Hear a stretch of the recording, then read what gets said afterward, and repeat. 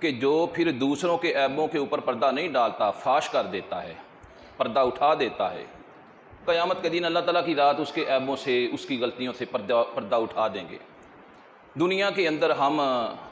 جو ہے وہ کسی کی غلطی کو اچھالنے ایک بندے کے سامنے بیان کریں گے، 100 کے سامنے بڑی بات ہے، 1000 کے سامنے بیان کر لیں گے، لیکن قیامت کا روز اس طرح کا دن ہوگا کہ حضرت آدم علیہ السلام سے لے کر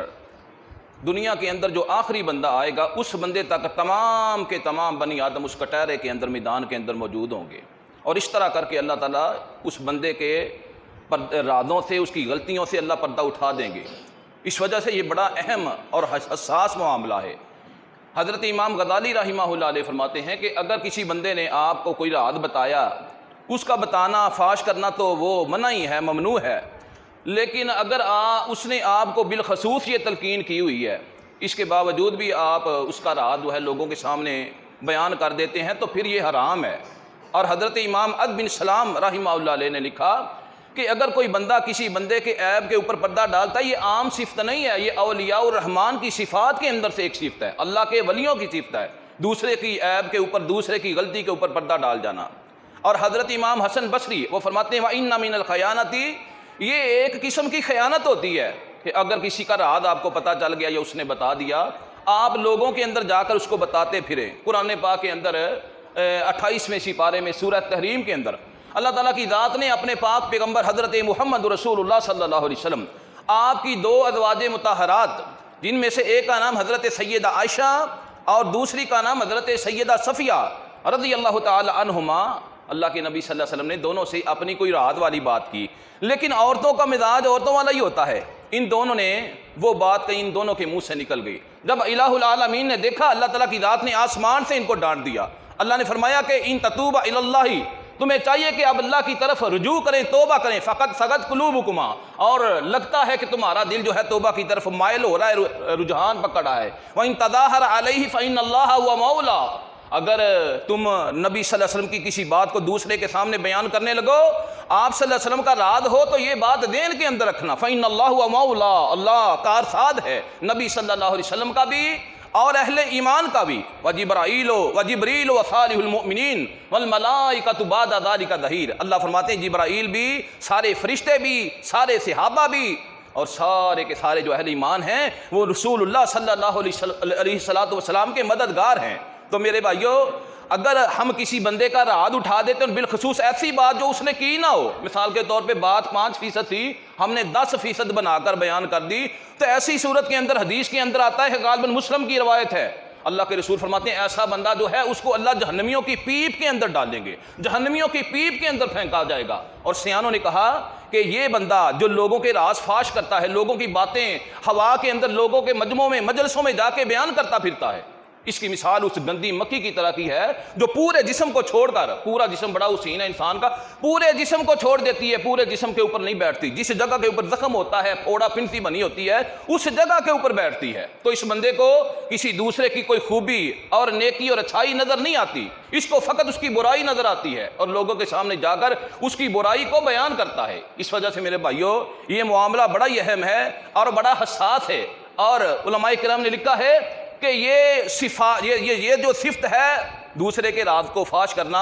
یہ جو ہے منافقین کی صفات کے اندر سے، منافقوں کی صفت ہے۔ منافقوں کی 3 بڑی نشانیاں ہیں، بات کرے جھوٹ بولے، اور وعدہ کرے تو وعدہ خلافی کرے۔ تو جھوٹ بولنے میں کیا ہے، ایک بندے کا راز ہے میرے پاس، وہ تھوڑی بات اس نے بیان کی، میں نے اس کو ڈبل کر کے آگے بیان کر دیا، تو میں نے جھوٹ بولا، تو وہ منافقین کی علامت جو ہے، منافقوں کی علامت اور نشانی شمار ہوگی۔ اسی طرح ایک بندے نے میرے سے، آپ سے کوئی بات کی تھی اور وعدہ لیا تھا یار آ کے کسی سے بیان نہیں کرنی، کسی سے ذکر نہیں کرنا، ہم نے کہا ٹھیک ہے ہم ذکر نہیں کریں گے، لیکن اب ہم نے ذکر کر دیا، اس کا مطلب ہے ہم نے وعدہ خلافی کر دی، وعدہ خلافی کر دی تو یہ منافقوں والی میرے بھائیو علامت پیدا ہوگی۔ منافقین والی علامت سے بچنا چاہیے اور کوشش کرنی چاہیے صحابہ کرام رضوان اللہ علیہم اجمعین والی صفت ہمارے میں پیدا ہو۔ حدیث کے اندر آتا ہے، حضرت انس رضی اللہ تعالیٰ عنہ فرماتے ہیں میں ایک دن گلی کے اندر کھیل رہا تھا تو رسول اللہ صلی اللہ علیہ وسلم تشریف لائے، آپ نے مجھ کو بلایا اور کسی کام کی غرض سے بھیج دیا، میں کام کرنے چلا گیا، تھوڑا وقت لگ گیا، جب شام کے وقت میں گھر لوٹا تو میری والدہ نے پوچھا بیٹا اتنا ٹائم لگا دیا، کہاں چلے گئے تھے؟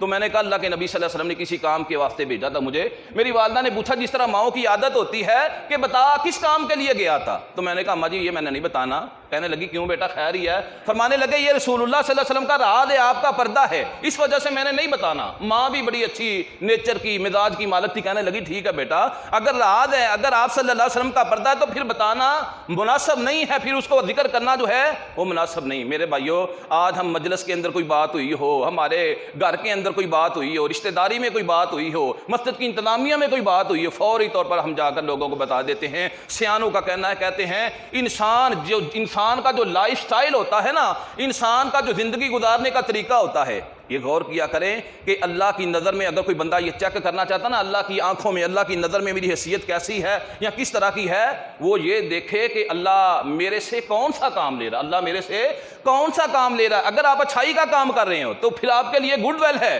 لیکن اگر آپ جگہ جگہ جا کر لوگوں کی عزت کو چھار رہے ہیں، لوگوں کی پگڑی کو ہوا کے اندر بکھیر رہے ہیں، تو پھر آپ اپنی حیثیت کا اندازہ لگا لیں۔ میرے بھائیو، آج ہمارے معاشرے کے اندر بڑے لوگ ایسے ہیں جو سارا دن یہی کام کرتے ہیں، دوسروں کو برا کہنا، اور خود جو ہے وہ کچھ بھی نہیں کر پاتے۔ دوسروں کو کہیں گے اس میں یہ کمی ہے، یہ کوتاہی ہے، اس میں یہ خامی ہے، خود سارا دن وہ فارغ اور فضول وقت جو ہے اپنا بسر کر دیتے ہیں، اور اس کی وجہ یہ ہے کہ ان کو اس چیز کا احساس ہی نہیں ہوتا کہ ہم کیا کر رہے ہیں۔ اور یہی وجہ ہے جو اچھے لوگ ہیں نا، کامیاب لوگ، وہ اپنا وقت محنت کے اندر گزارتے ہیں، اور جو بدقسمت لوگ ہوتے ہیں وہ اپنا وقت جو ہے نکموں کی طرح دوسروں کی کمیوں کو بیان کرنے کے اندر گزار دیتے ہیں، حسد کرنے کے اندر گزار دیتے ہیں۔ اس وجہ سے اللہ تعالیٰ کی ذات نے قرآن پاک کے اندر ارشاد فرمایا ہے کہ یوم تبلی السرائر فما لہ من قوۃ ولا ناصر، کہ جس دن